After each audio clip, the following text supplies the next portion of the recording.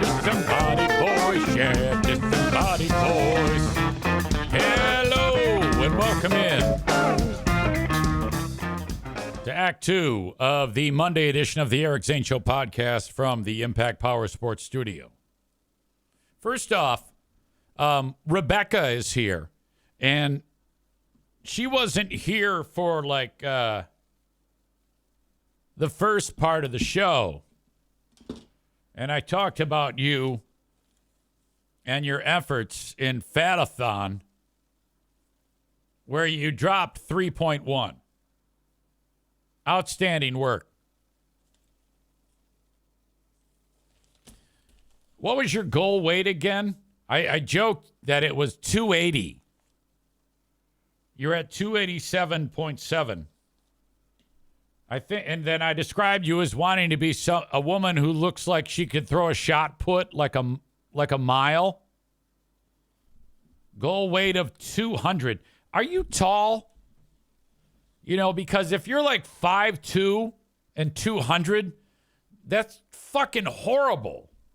You can't possibly want that. You can't be like little. Oh, okay. She's definitely taller. I mean, she's taller than I am. She's 5'9". You must have been like an athlete in high school or something like that. Some type of sports. Maybe like volleyball or basketball or track. Outstanding effort on your part there. I noticed that in your data that you have a lot of muscle. I don't know how this happens, but like for Rebecca and Amanda, like they'll send me their weight, and then it also includes like their body composition. Like it has lean body mass, 164.2 pounds for Rebecca of lean body mass. It even tells me how much her bones weigh. It says here that her bones weigh 10.1 pounds. I would have thought that bones would have been heavier than 10.1 pounds. How does one go about getting this data? Because is this like some scale that does all this shit for you? She says, I wasn't joking about the muscle mass. I pack a lot of muscle. That's why 200 is my goal. I have an awesome scale by Wise. It does all that for me. Yeah, I got to get one of those. And you're essentially a brick shithouse. You know that song by the Commodores? Ow, she's a brick house. That would be you.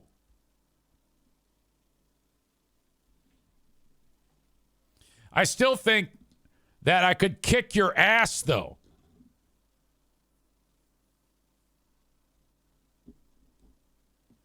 You strike me as the type of person who wouldn't hesitate to punch me in the face. Jeremy says, dumb question. I don't think it is. But how does the scale differentiate between muscle mass, bones, and fat? You might have to input some information to it ahead of time. I'm not sure how that works, but if you look up Wise, W-Y-Z-E scale or whatever, I'm sure you can figure it out. But outstanding. Okay. Murder lover Linda is here. She says, I'd pay to watch that fight. Tophus says, EZ wants you to beat him into submission. Rebecca says that scale is on Amazon. Outstanding. All right. I want to get into this story about the adventure that Pooh Bear and I went on this weekend. So we drive all the way to Columbus, Ohio, to go to what's known as the world's largest independent bookstore, or one of America's largest independent bookstore. I had the info wrong earlier. I was describing it as the largest bookstore in America. But what you got here is in this community of Columbus, Ohio. It's known as German Village, which I didn't know anything about. I've never heard of German Village. And what this community is it's a portion of the area of Columbus that, like literally in the 1700s, some German dude bought all of these parcels of land. And then over the years, as people would come into the U.S., like the word got out in Germany that, hey, you can get some land from this guy. And he would parcel it out to German people only. So from that, the Germans, the Germans. Remember that Mr. Burns clip? Ooh, the Germans are mad at me. Ooh, the Germans. I got to hear it now. Ooh, the Germans, Mr. Burns. Ooh, the Germans are coming. Stop it, Mr. Burns. Stop it, Mr. Burns. Stop acting like you are mad, Mr. Burns. Mm-hmm. This is my offer. I think you'll find it's most unfair, but those are the breaks. But, Mr. Burns says this is half of what we paid you. That's my final offer. Take it or leave it. All right, Mr. Burns. You win, but beware. We Germans aren't all smiles and sunshine. Ooh, the Germans are mad at me. I'm so scared. Ooh, the Germans. The Germans are coming to get me. Easy, guys. Oh, don't let the Germans come after me. Please stop the pretending you're scared game. Stop it. Oh, no, they're so big and strong. Stop it, Mr. Burns. Pretending you're scared of us, please now. Burns, stop it! I haven't heard that clip in so long. Oh, my God. So Germans come to Columbus. They buy parcels of land from this fucker, and they start building. All of these, it's like little Bavaria. Cobblestone streets, all brick houses, old as fuck, big as shit, and super old. And so the loft went, and they bought, okay, so on one street you got one house, and then the next block facing the opposite direction is another house. They bought both and combined them. Like they have like a like they actually built it so the space between would connect the houses. So you have one huge house. And when you walk in, it's every room is wall-to-wall shelves, from floor to ceiling shelves. And there's 32 rooms in this house. Every single one of them, except for the bathroom, has shelves. And a lot of observations that I made about this place. First of all, let me back up. When we're driving there, we're driving across Ohio, and all of a sudden, it starts raining. And I look, and it's 31 degrees. And it isn't too long before ice is built up on the front of the car, and the signs. It's an ice storm. We're passing the signs, and there's ice on. Ice is everywhere. And then, like, very, very quickly, cars start flying off the road. And I'm like, oh, shit, this could get ugly. But we managed. Tons of slide-offs. I just slowed it down, no big deal. And there was lots of examples of people ripping by me, and then they would wind up in the ditch, and then I would drive by like, fuck you. Is there anything better than that? When someone goes by you at a high rate of speed, and and you know they shouldn't be going that fast, and they know they shouldn't be going. Oh, fine, I don't know. My car's in the ditch, so someone help me. Fuck you. Okay, so there wasn't really anything eventful on the ride there. Again, this is 5 hours to go to the bookstore with Pooh Bear. And it turns out that I scored a lot of Pooh Bear points. She actually, when we got back, she said, I can't thank you. Thank you so much for taking me. Thank you. That was so great. I loved it so much. I go, ahead. It's fine. Of course, I fucked it all up when I got pissed off at her last night, and she let Benny out and left him outside, and he wandered away in the middle of the night. Fucking Super Bowl's on. He takes off. And then someone says, "Where's Benny?" And she goes, "Oh, I forgot to let him in." And he found his way out of the yard, and we found him like a couple doors down. And I'm like, he could have been gone forever. I'm so fucking pissed. I pointed my finger out. I go, if he'd have been lost, it's your fault. And she goes, "Oh, fuck you. Fuck you. You do the same thing." So she got so pissed off at me. And then I walked up behind her, and I grabbed a strand of hair and pulled it because she was so pissed, and I was so pissed. And then she had a plastic bowl in her hand because she was emptying the dishwasher. And she swung a fucking round at me. It just hit me right in the elbow with that bowl. And I was like, ah. See, that's what you get, you fuck. She's so pissed off. It was great. We made love. Kidding about the made love part. Everything else happened. So anyway. Maureen says you pulled her hair. What the fuck, Eric? No, I said I pulled a hair. One hair. You dumb fucks. Are you suggesting that I went and grabbed her hair and was pulling her hair? You asshole. You guys don't listen. I said I grabbed a hair and pulled her hair. Like pulled it out and was holding it in front of her. Jesus, what a bunch of sensitive fucking cunty assholes. Eat shit.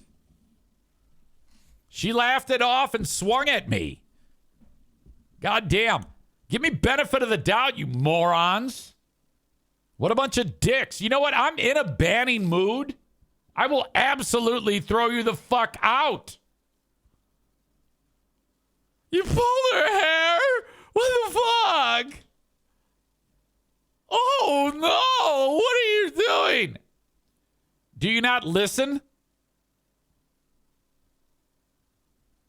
Jesus. You want me to get her on and have her explain it to you, you dumb shits? Piano Fingerbanger says, damn, this podcast is becoming more abusive than living in Diddy's house. That's a good joke. Anyway, I walk into the bookstore, and I've come to the conclusion that people God, I cannot keep my fucking brain together today.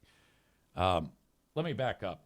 When I'm walking through that bookstore, I have talked many times about how if I am in a couple of particular places, like a home improvement store or a library or a bookstore, I have to go number 2. All right? And so I walk in, and I don't. But I had to go number 1. So I said to the guy at the front desk, I go, hey, where's your restroom? He goes, oh, you got to wait for the key. I'm like, what the fuck? Is this a gas station? And somebody comes down with a key, and it's like on this big piece of wood screwed into it, hanging by a chain. And he goes, yeah, here you go. Here's the bathroom.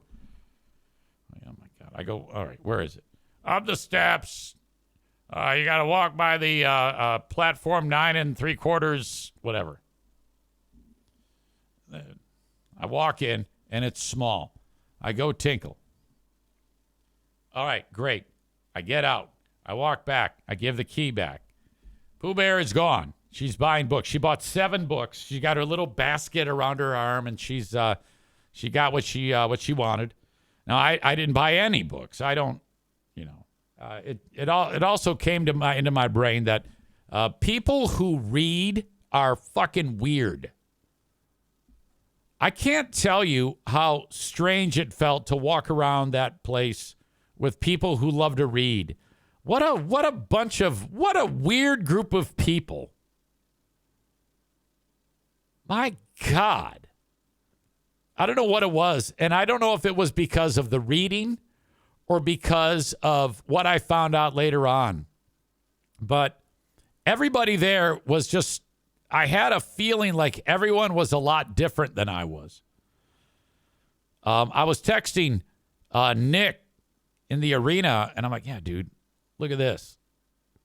And you walk in, and the first books you see are like the book Gender Queer. Get it while it's still here, because I guess it's being banned or something. I don't know. And then it says, get this book. And there's a book called Flamer. And then there's a whole section about, like, all the woke stuff. And I'm like, what's going on here at this bookstore? Right? And then I found out after the fact that German Village is like, of all of the gay communities in the Midwest, German Village is the gayest. So they've got this enormous local independent bookstore in the gayest part of the Midwest. And everyone in there, I think they let me in knowing, I don't look gay, but everyone in there looks super gay. Pooh Bear doesn't look gay. I don't look gay, and I think they knew it, Like when the guy gave me the key, he gave me a look like, yeah, don't pull any fucking fast ones on us here, asshole. So it was super gay, and that's cool. You know how I am about my beloved gay friends. But it made for me, I just didn't feel like I belonged there. Even though they're probably the most accepting people on the planet, I don't know. It was just, so I chalked it up to people who read books are weird. And in a lot of ways, that's a little bit true. I think you have to be a little bit fucked up to want to read. I know that sounds weird, but seriously. Who has fucking time to read, I guess, is what I'm getting at. My God. So anyway, I'm surrounded by all these weirdos. And, but the place was great because, like I said, there's 32 rooms. And I love hiding spots. And I love exploring, like especially old buildings. So I'm just using it. There's like 2-3 levels of this place. So I'm going up steps and wandering. I'm getting lost. And I passed this one area. Now, not only are all these twisting hallways and shelves perfect for exploring and hiding, that type of environment with all the hallways, and it's very close, the hallways, because of the shelves sticking out, are like submarine hallways. It is an ideal area to trap fart. And someone farted, and it wasn't me, and totally crop dusted. And it gave me the impression that the structure was excellent for capturing fart, because when I walked through it, I went right away, and I knew it. And I kind of I walked through the fart, and now I'm past it, and I'm pulling some fart behind me. So the fart closest to me is somewhat weak, but still there. It's followed me. It's on me. So after getting through fart, I'm like, all right, I got to experience this again, and I got to try to find out where this came from. So I walked back into fart, and I could detect it. And then as I got closer to ground zero, it's like, okay, so now I'm at the fart. And I look around, and there's no one to be seen. And I'm like listening for where people were, and I'm actually in this Chernobyl zone of fart. And I'm like, boy, this really was here. It was just hanging. Okay. So then after that phenomena was experienced to its fullest, like, I got to get the fuck out of here. And I didn't want people to think I did it, So I did. I wandered away and searched for more hiding spots. I will say that every book there is marked down by 5 to 90%. Because when I was texting Nick in the arena. I go, hey, you might want to read this book. And it was that book, Flamer. And he laughed. And he goes, it seems like a woke place. He goes, go ask if they have a copy of the book Black Lives Matter. And I go, what is that? And he goes, oh, yeah, you'll get a real rise out of them. Either that or ask for the Ben Shapiro section of books. And I'm like, oh, shit, I know what you're doing. You're trying to get me in trouble. So I didn't do that.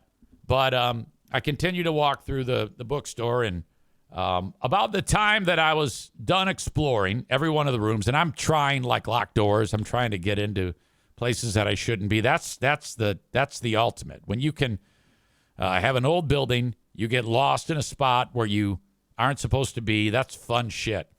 But while I was doing that, I told you I'd use the restroom, and then I gave the key back to the guy. And several things tell me that this is the type of establishment like I was particularly, like I was describing to you. You know, it's in gay German village. Gay books the second you walk in. Everybody in there is gay. I'm expecting to see people BFing when I go around the corner or chow and muff. And also, a lot of people have masks on. Okay? And then the guy behind the cash register, he's got one of those COVID shields all around him, like plexiglass, like hanging down by chains to keep the COVID off him.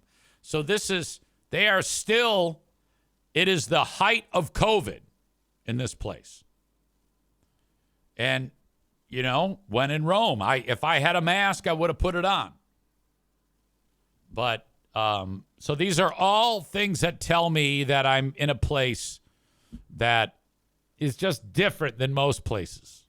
Okay? And they're not afraid to show it, which I applaud that. So I walk back. Like I said, I'm getting lost. I smell fart, looking for people BFing. And then it happens. After I've just returned from giving the guy the key to go tinkle, I then have to take a dump.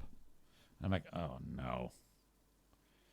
Books are diuretic to me. So I'm like, okay. But now I feel bad because I got to go back to the same guy and ask him for the key, you know? So, sure enough. Actually, I said to Diane, I go, hey, are you almost ready? And she goes, why? I go, well, I got to go poo. And she goes, well, why don't you just use it? And so I explained to her, I go, I don't know. I feel bad. I already used it once. And I don't know. I don't want to. It's not great. And I don't want to. It's just weird. And she goes, well, I still have another 15 rooms to look through all the books. I'm like, God damn. All right. So I go back and I go, hey, sorry about this. Can I get that key again? So he thinks that I've have an upset stomach or something. He gives it no problem. It's no big deal. And so that was it, you know. And the problem is that now I'm in a tiny room and I'm concerned about causing a stench outside.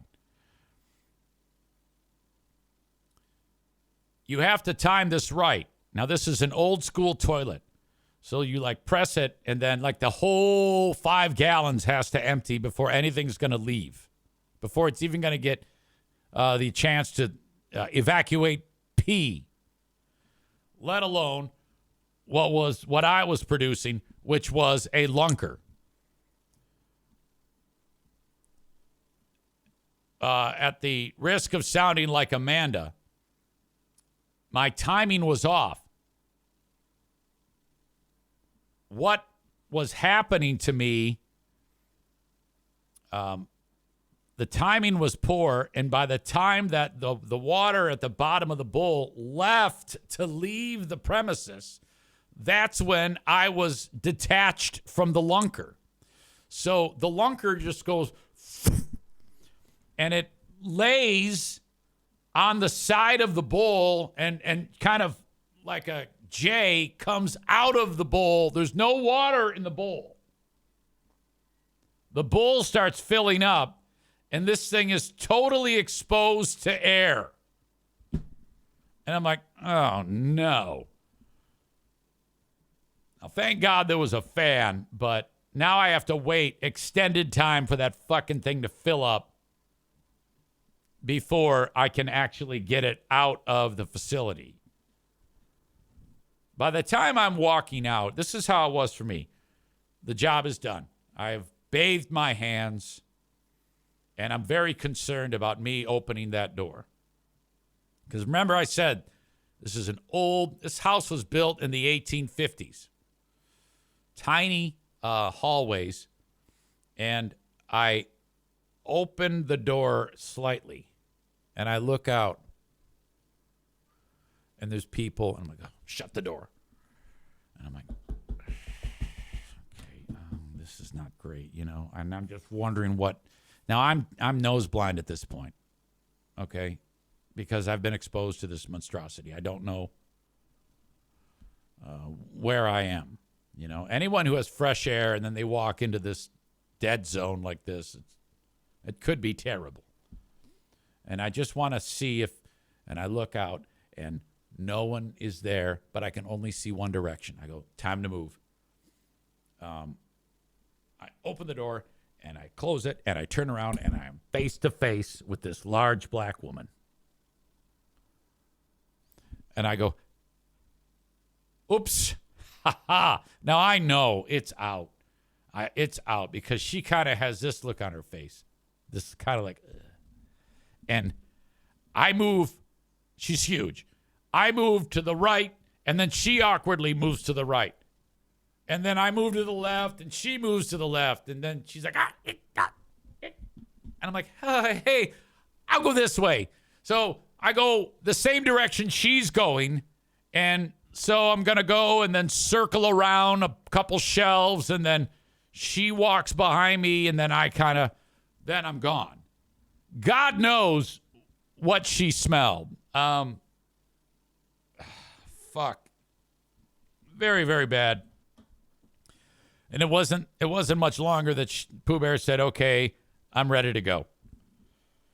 Now, this is the only reason why we did this, was to travel all that way. And I figured I didn't want to rush her. So other than the announcement that I had to go to the bathroom, she spent 1 hour inside of this bookstore, more than an hour. We got out of there. We went to the hotel. I discovered that Columbus, Ohio has a lot of immigrants from the country of India. And people who speak English as a second language. And one of those representatives was at the front desk. And the person who relieved her of her duty the next morning was also from India. And so I'm figuring that this is the melting pot going on there. And when we go up, I have decided that there is, of all of the ways you can speak English with the accents that accompany it, like a person who speaks Spanish, let's say a Mexican guy learns English. He speaks English a certain way.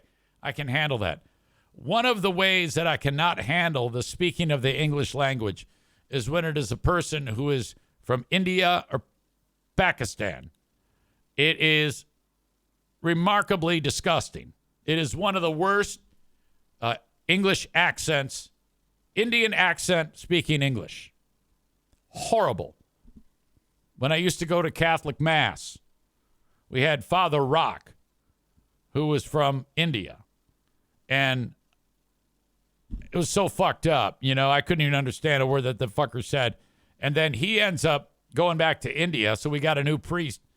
And it was, his name, he's from, this guy, the next guy is from Pakistan. So it goes from India to Pakistan, even worse. And his name was Father Ayub. And Pooh Bear and I changed his name to Father, I Can't Understand You. And also, we're just sitting there like, oh, what the fuck? Mouths open, flies flying in and out of our mouths. We're just like, it's fucking horrible. So this woman's at the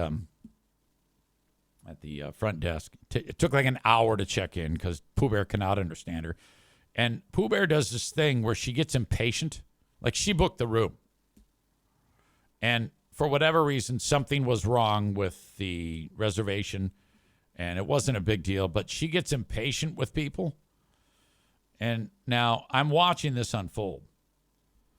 And I'm like, yeah, don't fucking get pissed at people in the service industry. Just fucking keep your mouth shut. It slows the process down. She can barely understand us. We can barely understand her. Shut the fuck up. Get the goddamn room. We get the fuck out of here. Holy shit. So that happens. We get out of there. After we check in, we go out to eat at a restaurant. We just walked. Outstanding place. Not a lot happened there in that part of the adventure. The bartender did refer to... the bartender was very flirty with Pooh Bear. He's one of these guys, yeah, what do you need? And Pooh Bear says, can you make me a Moscow Mule? And he goes, you betcha, I'll make you the best damn Moscow Mule you ever had. So he's like that guy, you know? And then he looks at me and goes, what do you want? I go, I don't know. I actually had a non-alcoholic beer. I go, do you have any non-alcoholic beer? And he says, Beck's. I go, that's great non-alcoholic beer. I love that. Brings me to the Beck's. Only $4, by the way. Fucking great. Pooh Bear wants another drink. She says, he goes, can I get you anything else? And she goes, I want another Moscow Mule. And he goes, you commie? Which was fun. Nice guy. $50, you know? She had 2 drinks. I had 1. And we each had, I had a Reuben, California Reuben. She had half a Reuben and French onion soup. $50. Are you kidding me? Cheap ass date. I paid the tip on the final bill with tax added, and it was still a bargain. I went 23%, in case you're wondering. I always go big on the tip. A minimum of that. Then the next day, up, we make our venture back. Adventure in the books. That is it. Nothing bad happened. All good. Nothing to complain about. It was a good time all around. Not my thing, reading or books. At least not right now. I mean, in a year, I might be reading books. I'd like to, I guess, be a weirdo. But nothing right now. I just don't have the time. I do not have the time to do that. Hey, I've got a show coming up at 1 p.m. that you might want to check out. If you go to Who Are These Podcasts YouTube channel or the Creep Off, which is part of the Dabbleverse, but Carl and I are going to be doing the Creep Off today. Vinny, we are live on YouTube. Carl and I are going to be doing the Creep Off at 1 p.m. today at this place on YouTube, this spot on YouTube. The show usually is Carl and Vinny Paulino comparing a creepy criminal. So, like, one person might choose some teacher that did something creepy, and the other person might choose, somebody who slept with his kid. And they compare how creepy they are, and then the audience votes as to who is the creepiest of the two. So we'll be doing the Creep Off today, coming up at 1 p.m. Eastern Time. Cole says, fuck yeah. I love the Creep Off. What's today's category? You know, I don't even know. What did Carl write? I don't think I have a lot of heavy lifting here. Easy. Any chance you're available to do the Creep Off Monday at 1? Vinny's on vacation. You don't have to prepare. I'll just be reading some crazy stories and we'll watch a cop video. I wrote, sure, I can do that. So that'll be today at 1 o'clock. So it's podcasting literally all day today. So after this show, 1 p.m. the Creep Off, then the Patreon bonus podcast. Then I have to go and visit at 5 p.m. with another radio show. Not to actually talk about radio, But I've got yet another radio show that wants to know how it is I do what I do because of the demise of the industry as a whole. Radio people left and right are realizing that the end is near. And with that, they don't want to be left holding the bag. So people tap me on my shoulder and say, how did you do this? And I wish there was a magic formula. There isn't. It's essentially a lot of elbow grease and the willingness to do that elbow grease consistently over years. So I have to explain this to another radio show and talk about how this is so that perhaps they might be able to do the same thing. And then the idea was floated to me by Pooh Bear. She said, why don't you start to market yourself to radio shows to prepare for the inevitable so that they can have their own type of safety valve in the event that the rug gets pulled out from under them like you had happen. I go, that's fucking brilliant. She goes, yeah. And then you make them, essentially are a consultant.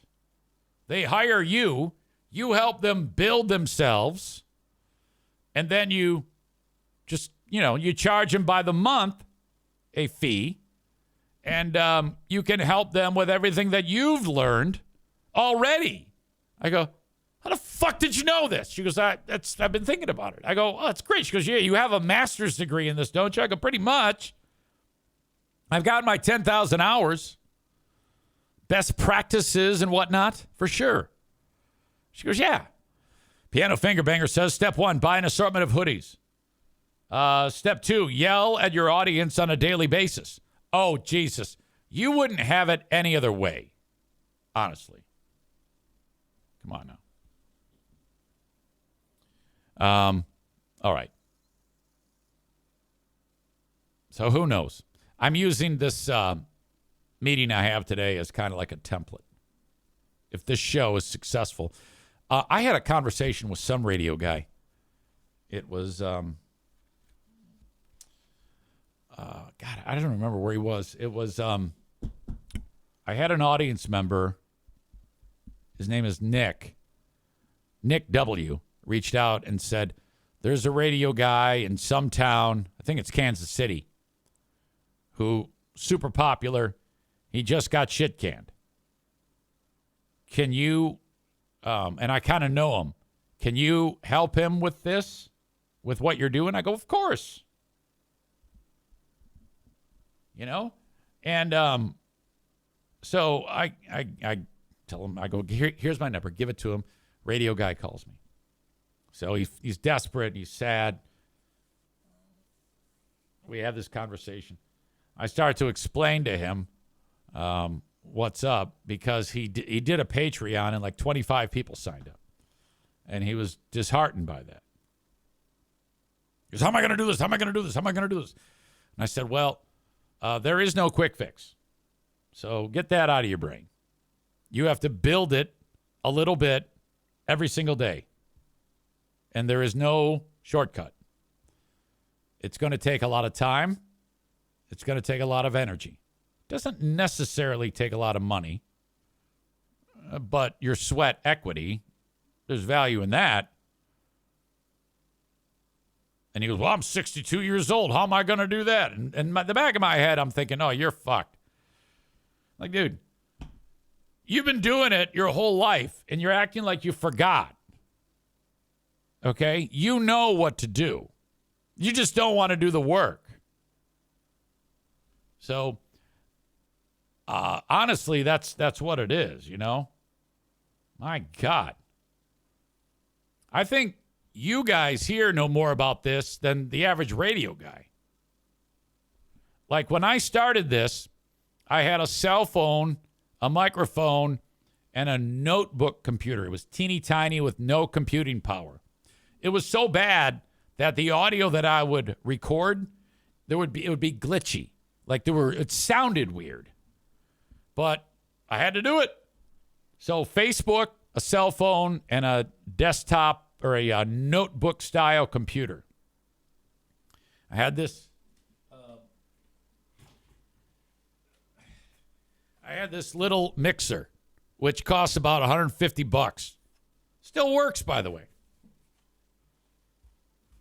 And these shitty microphones.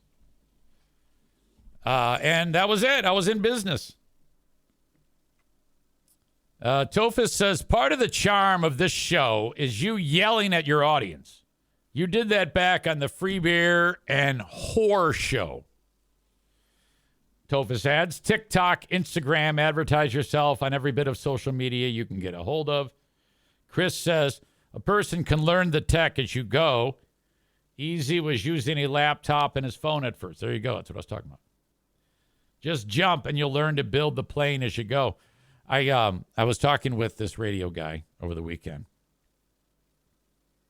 And I convinced these people to take the meeting. Like I had to, honestly, I said, look, we need to do this. They're like, why? I go, you need to prepare yourself. In the event something terrible happens, the last thing you want is to be figuring it out with all that stress of having gotten shit canned. So take care of it now and just leave it dormant. And then radio guy says, well, how many people can we get? And I go, asshole, you're on step F. I'm on step A. You should be on step A. Literally, all you have to do is shut the fuck up and listen. I did all this. I know everything there is to know about this. And I did it after I got fucking fired. You're not fired. In fact, you're doing great. But I'm just telling you, the industry as a whole is going to fuck your asshole. Because of that, you should be prepared.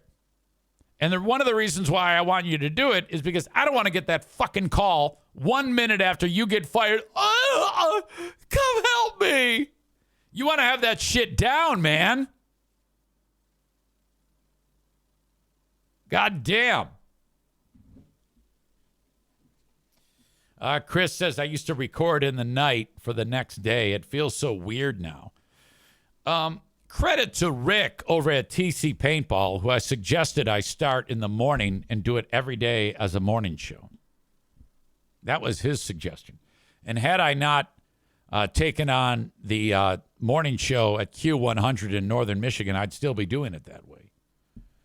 But obviously, I've been adding things to my plate as time has gone on.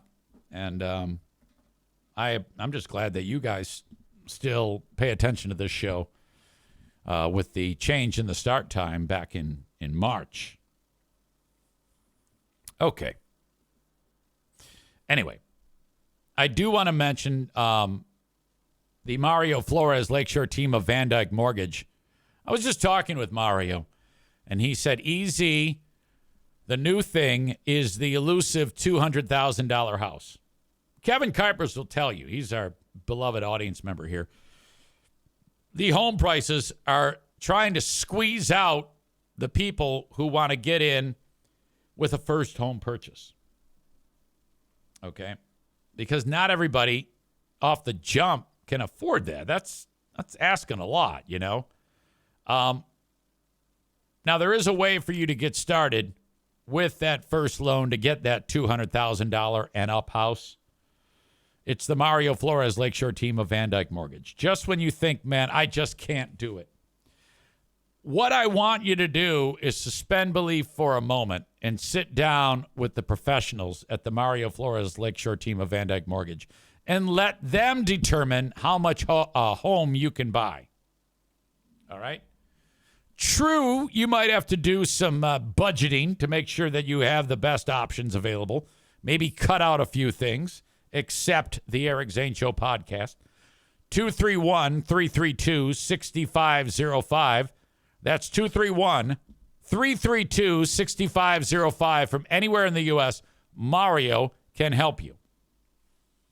231-332-6505. Tax time right around the corner. My date is March 3rd. No matter where you are in the U.S., your tax guy is Tag Accounting. Online at tagcpa.net. When you go there, you'll see on the homepage on this hands-in website, here's a contact info. You can call 616-301-9516 or go to Troy at tagcpa.net. And you can get started when that email starts, that email chain starts, or the phone call takes place. Please mention Eric Zane sent me from his podcast. Can Troy do my taxes? Yes, he can. Anywhere in the U.S., Troy can do your taxes for you. 616-301-9516. He's been doing our taxes for years. He does the NFK's taxes. He does Madison's taxes. He doesn't do Jackie's because her husband, my son-in-law, is an accountant. Anyway, tagcpa.net.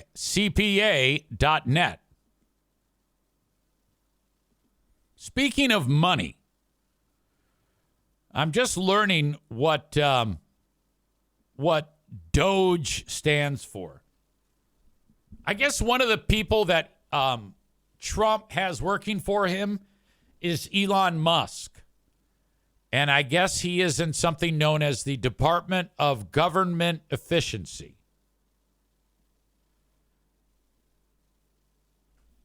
Isn't Doge a cryptocurrency?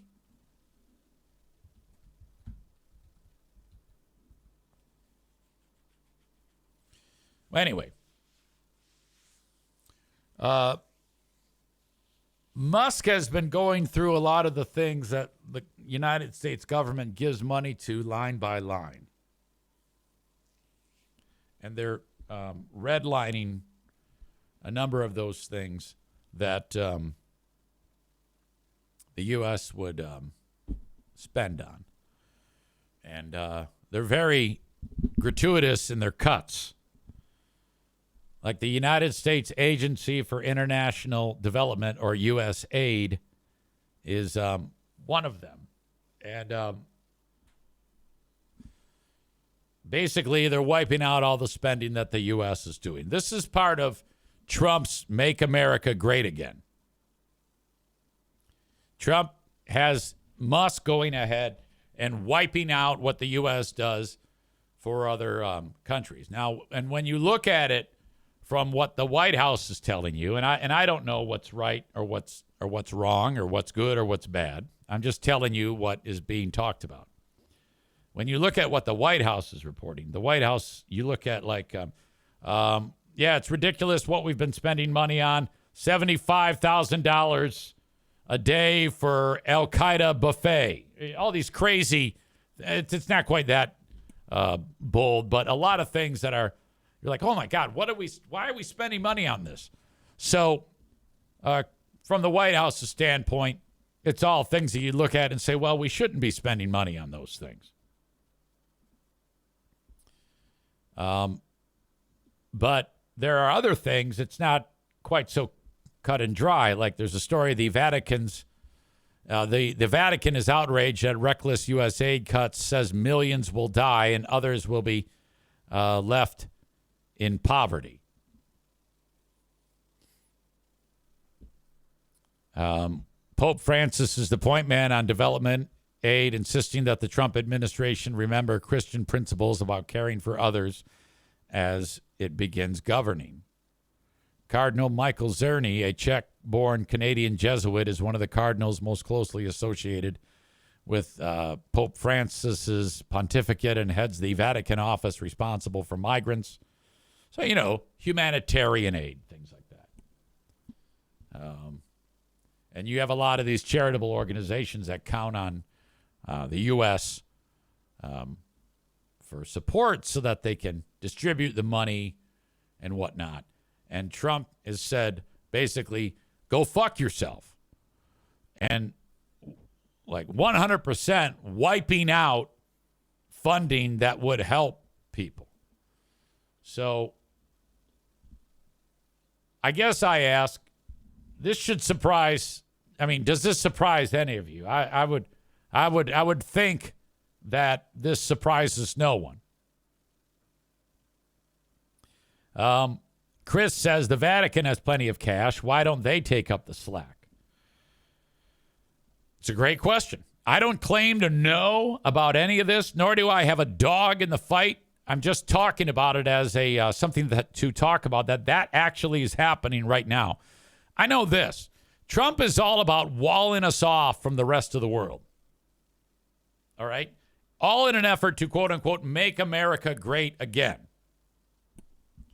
Now, I don't know how saving billions of dollars is going to affect you and I. Because now, if suddenly Trump turns around and says, all right, I am no longer supporting cancer research, which I think kind of is on the table. All right. All right. And other types of charitable things that are being tossed about as getting wiped out so that the U.S. Won't be assisting in these measures. But does it go now that we all get like huge checks as Americans? Because I would guess no. And if all of that money is being wiped out that we are spending to other entities in humanitarian ways, and that suddenly stops, what the hell's happening to the money? I don't know. So for all of you Trumpers out there who think, yeah, this is what's going to make America great again, wiping out all the humanitarian aid for poor countries, ask yourself, what the fuck are they doing with all that extra money now? Because if it's not going in your pocket, what the fuck are you so happy about? Trump is also saying he is very, very serious about the United States being part of the takeover of Canada. He talked about this yesterday in a Super Bowl interview. And the reason why he wants to do it is because of Canada's natural resources. He says Canada would be better off being the 51st state because we lose $200 billion a year with Canada, and I'm not going to let that happen. Why are we paying $200 billion a year essentially as a subsidy for Canada? And it's not a subsidy. Like, that's what Canada has, the natural resources. We pay them for it, and we use it. You know, when Trump says stupid shit like, we're 100% independent, we don't need any of Canada's energy and their natural resources, that's bullshit. We absolutely need it. Trump wants Canada to be part of the United States so that we don't have to pay the $200 billion. Again, it's about the money. Okay, great. I can appreciate that. I actually don't mind a president that's into cutting costs like a good conservative should and utilizing that money to help better America. But there's no fucking way this is going to happen. Trudeau said Friday that Trump's talk of making Canada the 51st state was a real thing, and he talked about that. They're very aware of our resources that we have, and they very much want to be able to benefit from those. Trump has said, you know, this is the key thing. They don't pay at all for their military. And the reason why they don't pay for it is they assume that we're going to protect him. Now, that comment right there is 1,000,000% correct. Out of everything you've heard so far today, that right there is true. He says that's not an assumption they can make because why are we protecting another country? Now, I'll give Trump this. This falls right in line with everything that he campaigned on. Us, us, us, fuck everybody else. Now, if you like that, you're happy. If you don't like that, you're not happy. But that's what he's doing. In the Fox interview, which was pre-taped, He talked about he has not seen enough action from Canada and Mexico to stave off the tariffs he has threatened to impose on the country's two largest trading partners once the 30-day extension is up. So is that right that Canada, they are on the extension? I didn't know that was. I didn't know that was the thing. He says, no, it's not good enough. Something has to happen. It's not sustainable, and I'm changing it. Are we going to invade Canada? My God. Can you imagine if that actually takes place? We invade Canada. It's also important to point out that Trump, in an effort to save money, has ordered the Treasury Department to stop making pennies. Now, out of all of the moves that Trump has talked about or made, you would have to agree that this one makes the most sense. There isn't anyone that is hearing this or will hear it, or anyone in the world who could be opposed to a process to create one penny worth 1 cent, and it costs 3.7 cents to make each penny. For the last 19 years, the United States, the making of all the pennies every year has been more than what the value of the coin is for 19 straight years. Most of the penny is made from zinc. It's plated in copper. It costs the United States. Anybody want to guess how much money it costs the United States for us to make pennies?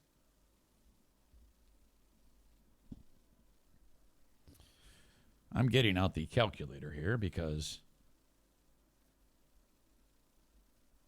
I want to do some easy math.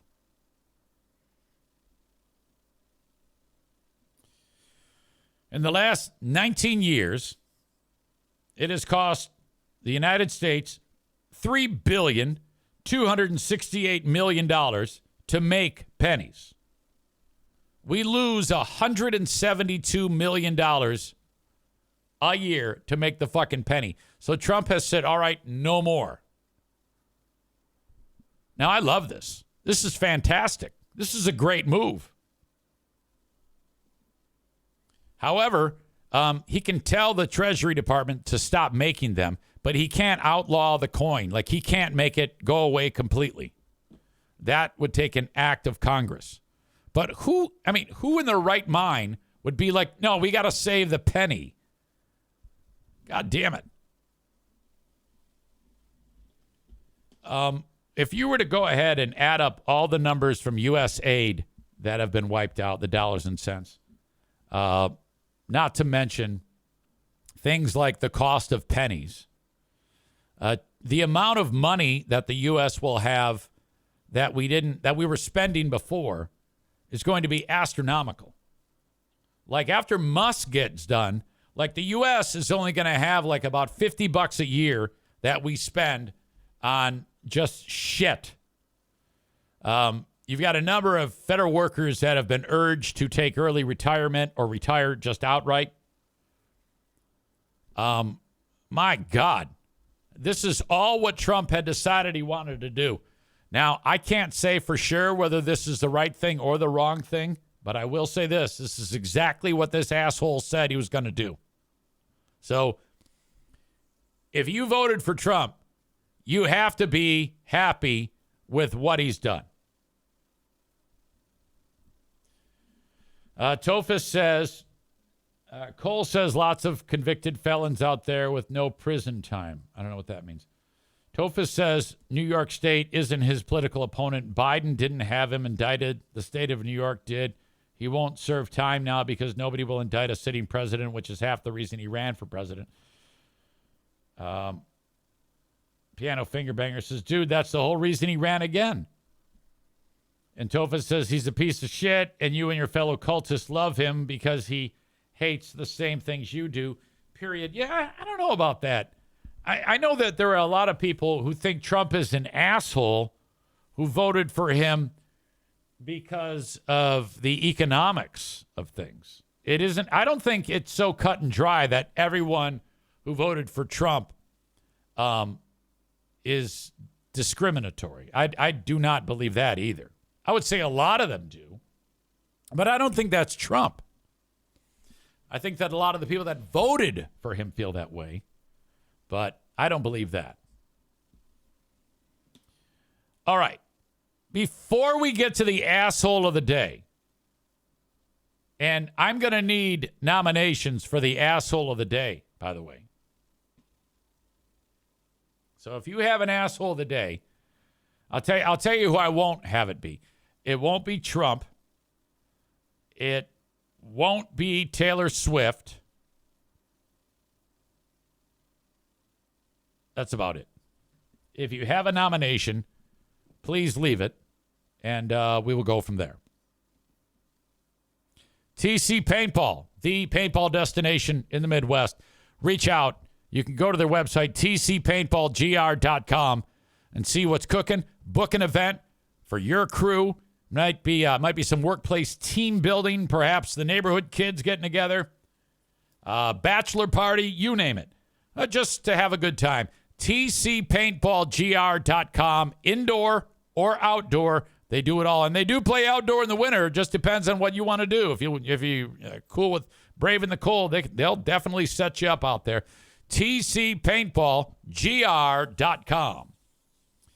The cannabis shop in West Michigan that I want you to frequent is The Green Medicine Shop at thegreenmedicineshop.com. They are awesome. 21 and up, rec, 18 and up, medicinal. Open 7 days a week till 9 p.m. All sales stop at 8:45. Their website, thegreenmedicineshop.com. You can find them in Greenville, Michigan. You could go to any shop in the area, but I'm asking you to go to the Green Medicine Shop. Maybe you're kind of curious. You're like, hey, you know what? I might want to get high, but I'm a little scared. I'm a little anxious about doing something like this. Perhaps the folks over there can help me. Good news. Shawnee is a pharmacist. I mean, that's what she does. That's her trade, pharmacy. She got into selling cannabis. Her and her husband, Matt, they're awesome. Great local business. The Green Medicine Shop in Greenville, Michigan. Finally today, Frank Fuss from mypolicyshop.com. Frank can help you get into a healthcare plan through healthcare.gov. Now, you can do this on your own if you just go to healthcare.gov, but it's a pain in the ass, and you might screw it up. Have Frank help you. He can help you every step of the way. Just go to buyinsurancehere.com, and he will get you started. People who take advantage of healthcare.gov are people without healthcare from an employer who maybe their employer doesn't offer healthcare. Perhaps they're in between jobs or self-employed like me.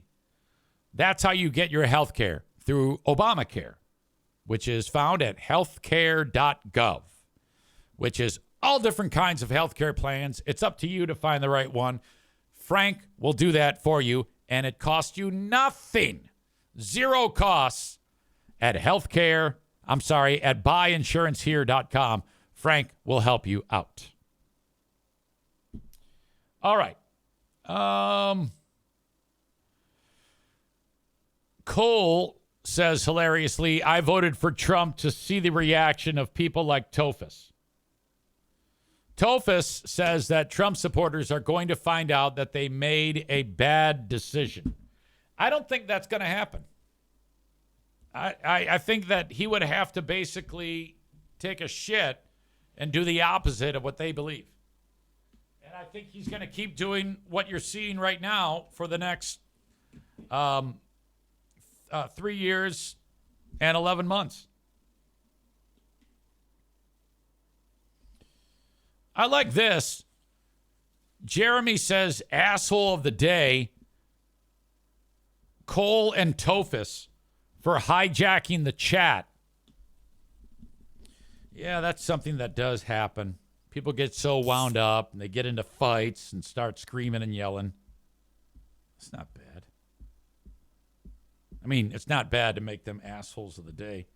Yeah, you guys kind of are assholes. You know that? But we love you. Cole and Tofus, congratulations. You're the assholes of the day for hijacking the chat.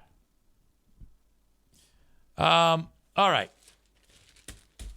Thank you, folks. That is the end of the Eric Zane Show podcast.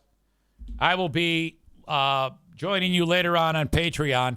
You can sign up for free at patreon.com/Eric Zane. Till then, thank you, and have a great rest of your day.